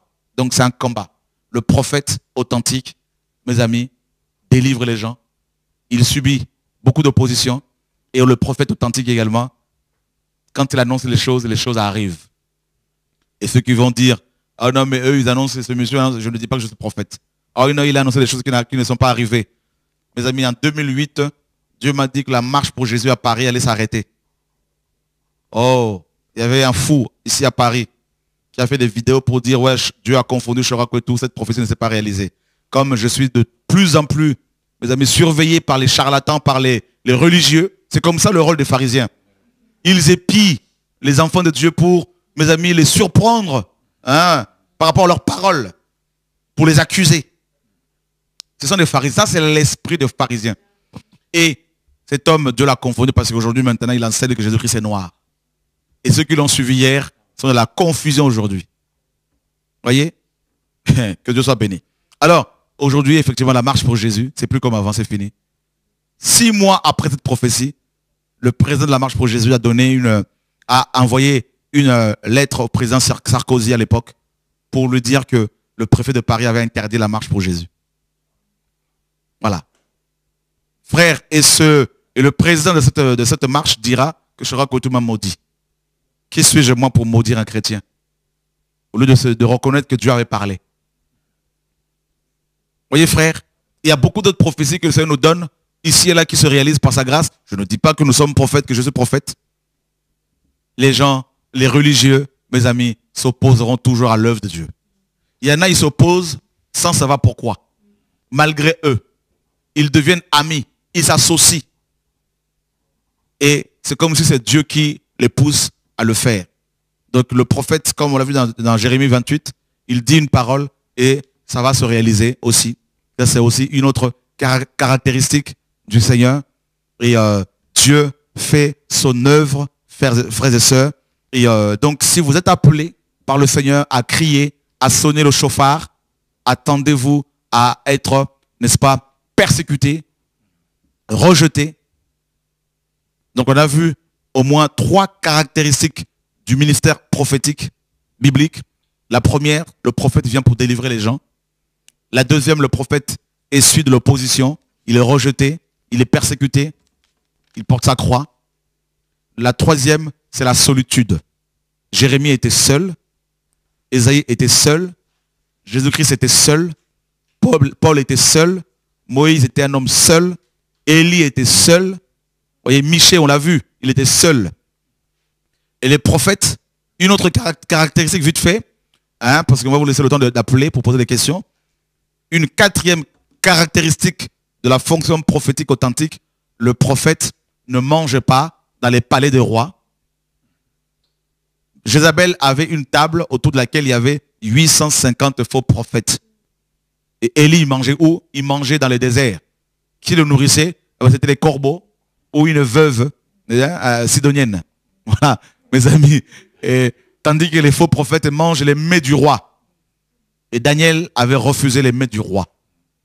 Prophète de Dieu, vous qui avez suivi cet enseignement, qui le suivez, ne mangez plus, ne buvez plus le vin de la débauche, ne buvez plus le vin de la débauche que propose la femme d'Apocalypse 17, ne mangez plus les mets du roi, sortez des associations pastorales, religieuses, ecclésiastiques, sortez de ces organisations complètement impies, antichrist, suivez Yeshua, sincèrement, honnêtement, vous serez lapidés, persécutés, rejetés, mais Dieu vous justifiera et vous aurez votre récompense là-haut, au nom de Yeshua. Que Dieu soit béni, frères et sœurs. Donc, demain, on va continuer cette émission. Hein, donc, les caractéristiques du ministère prophétique. Donc, si vous le souhaitez, vous pouvez nous appeler pour éventuellement poser vos questions au nom de Yeshua, notre Seigneur et Sauveur. On a accusé Jésus-Christ de toutes sortes de choses. Hein. On l'a accusé, hein, on l'a dit qu'il était pécheur dans Jean 9. Donc quand on dit que Shora est pécheur et qu'il a engrossé une femme ici et là, ça, mais ne soyez pas choqués. Ne soyez pas choqués. Depuis 2006, j'attends cette femme et cet enfant. Que j'attends toujours. Ils disent avec qui dans la Bible, il a eu des enfants, je ne sais plus, avec Elisabeth, ou je sais pas. Il y a même eu un film apparemment. Oh, le micro, hein. Le micro. On n'entend pas ce truc. Le micro. Apparemment, il y a eu un film et tout. Ouais, on dit que David Sikode, voilà, on dit que Yeshua avait des enfants avec Marie de Magdala. Il a des frères et tout. Donc, si on a dit ça de Jésus-Christ, pourquoi on ne dirait pas ça de Shora? Vous ne voyez pas que ça ne tient pas, que quand on critique un frère, ça doit plutôt vous encourager? C'est biblique.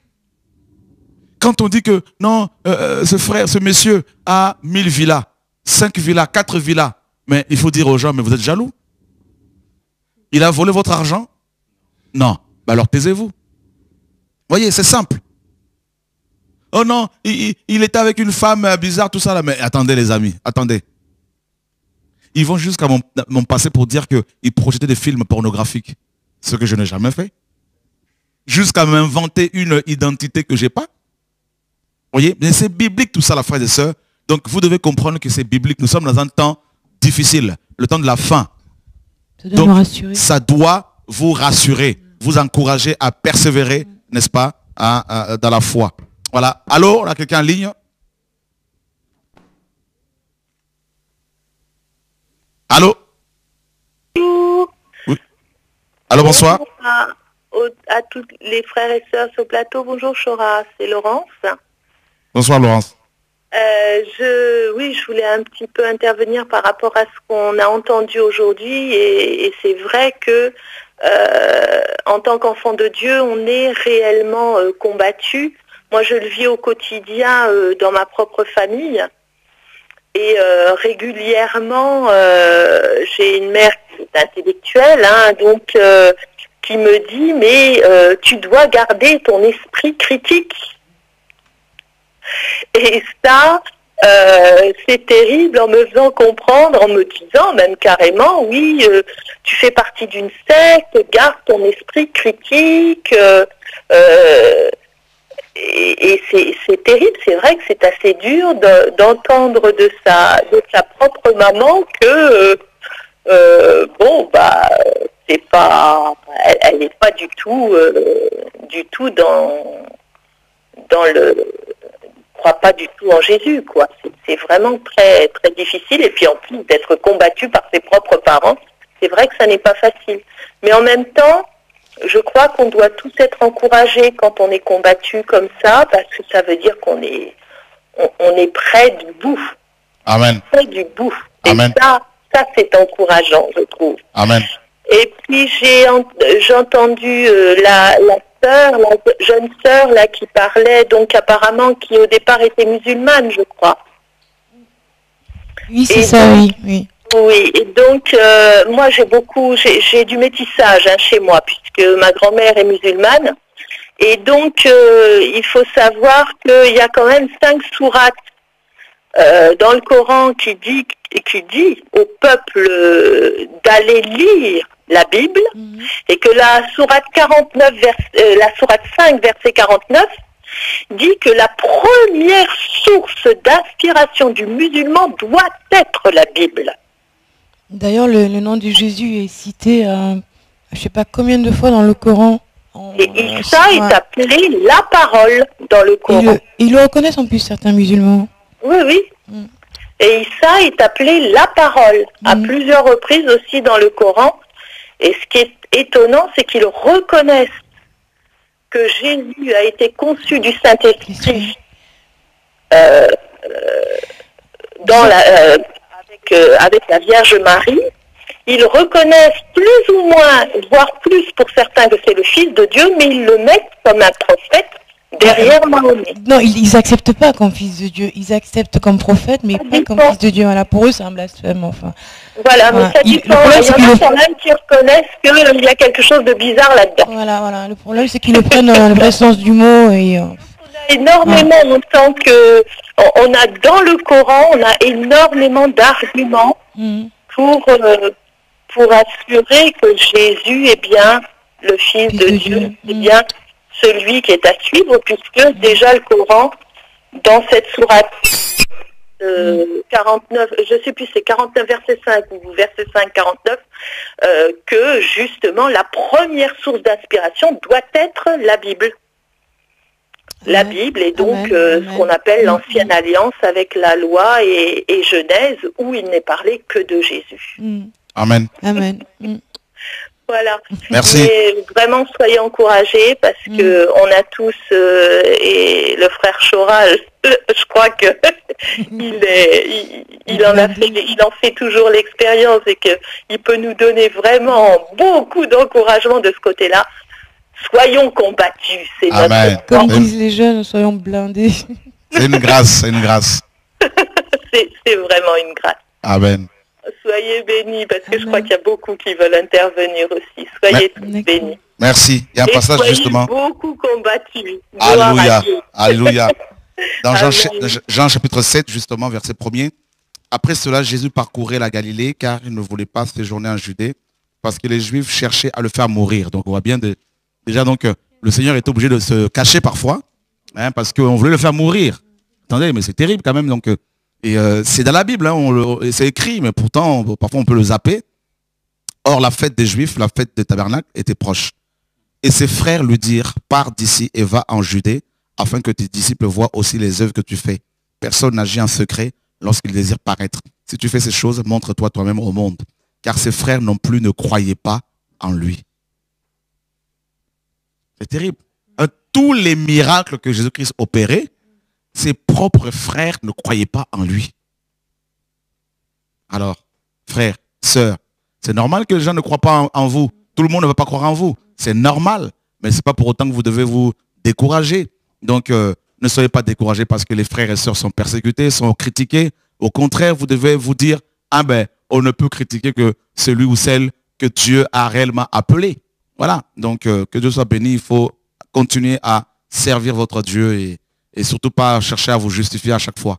Ça ne sert à rien. Voilà. Je crois que nous avons quelqu'un en ligne, à moins que vous ayez quelque chose à partager, à dire. Hein? Donc quand les gens te disent ça, que fais attention à tes enfants, ils risquent d'être ensorcelés, comment réagis-tu?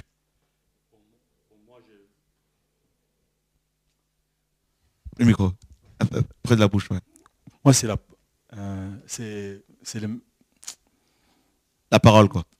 La parole qui m'a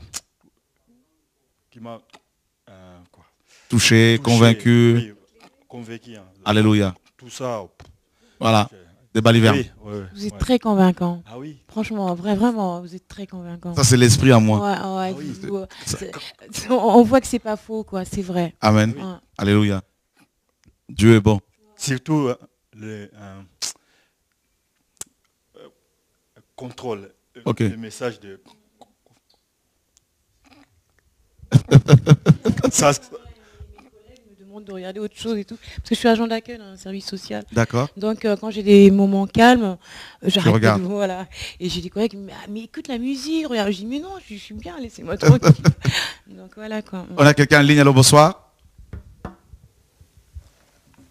Allô, bonsoir. Oui, bonsoir. Déjà que Dieu vous bénisse tous. Je vais pas être très longue. Allô? Oui, on est là. Ah d'accord. Moi je voulais dans un premier temps encourager l'équipe TV2 Vie. Bonsoir à tous, pardon. Bonsoir. Je voulais juste encourager l'équipe TV2 Vie parce que moi j'étais dans une église pendant 3 mois et demi et on m'avait pas du tout parlé de l'enlèvement de Jésus. Donc c'est grâce à TV2 Vie que j'ai appris qu'effectivement il allait y avoir l'enlèvement, etc. Donc merci à TV2 Vie pour ça. Et je sais que Frère Chora est très ouvert à la conversation et je voulais juste dire qu'effectivement c'est pas une bonne chose d'écouter les on-dit, mais c'est vrai qu'il y a des personnes qui apparemment demandent d'entrer en contact avec vous et apparemment c'est un petit peu compliqué, donc je voulais juste... Voilà, ils présentent ça un peu comme un blocage, donc c'était juste pour... Ah, qu'ils viennent, on est là, hein, on est là. En tout cas, il n'y a pas de forcément de rendez-vous à prendre. Hein, donc, le lundi, mardi, on est là. Samedi pour des émissions, il n'y a pas de problème. D'accord. Donc, il n'y a pas de protocole, il n'y a pas de... Voilà, tous les enfants, on est au service du Seigneur et des frères et sœurs. Mhm. Voilà.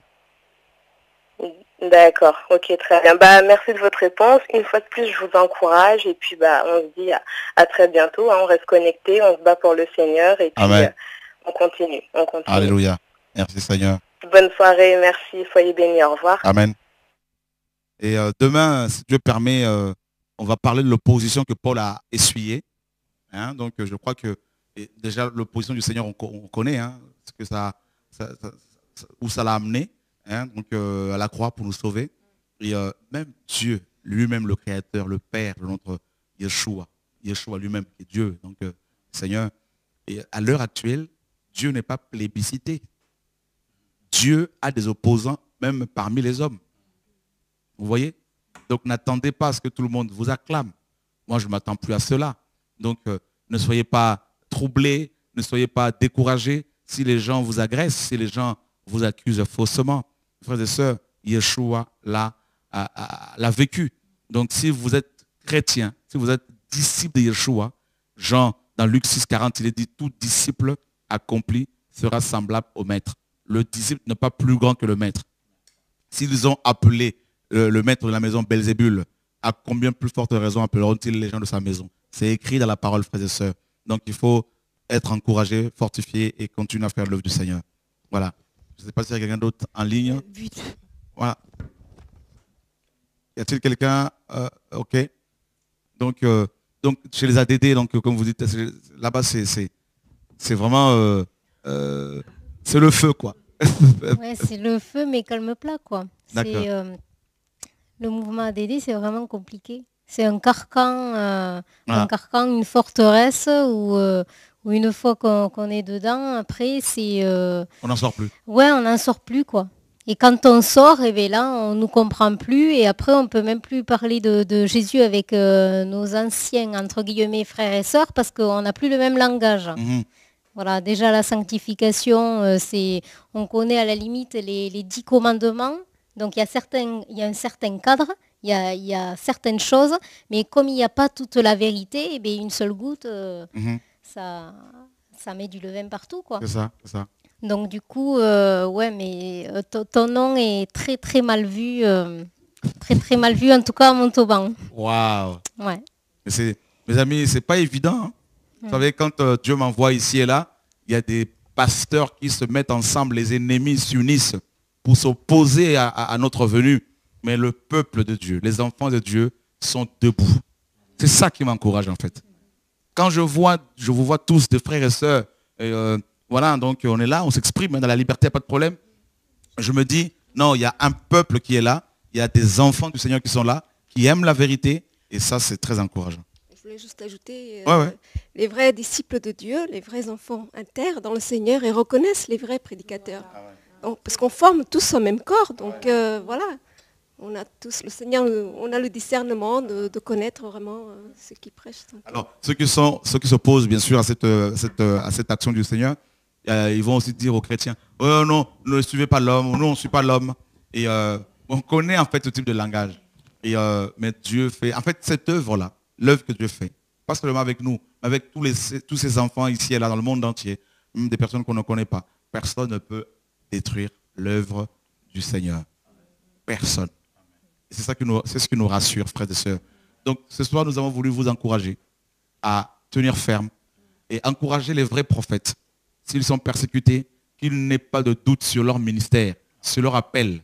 Hein, prophète, prophétesse, ne soyez pas découragés parce qu'il y a de l'opposition. Au contraire, c'est la preuve. Hein, c'est un signe.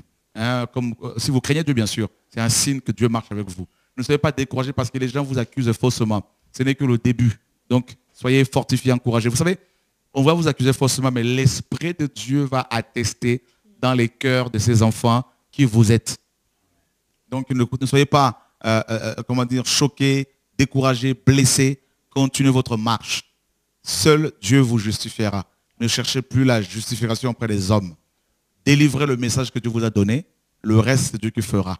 Et ceux qui vous critiquent feront et font et feront votre pub gratuitement. Du coup, ceux qui ne vous connaissaient pas vont commencer à faire des recherches sur vous et à découvrir le message que Dieu vous a donné. Et soyez fortifiés, soyez encouragés. Et nous vous donnons rendez-vous demain 20h30, hein, heure de Paris. Et nous saluons tous les bien-aimés du monde entier qui se lèvent pour délivrer le message véritable, pour annoncer le retour du Mashiach. Il revient nous chercher, les amis. L'heure approche. Que son nom soit béni. Amen. Au revoir. Merci à chacun de vous et à bientôt.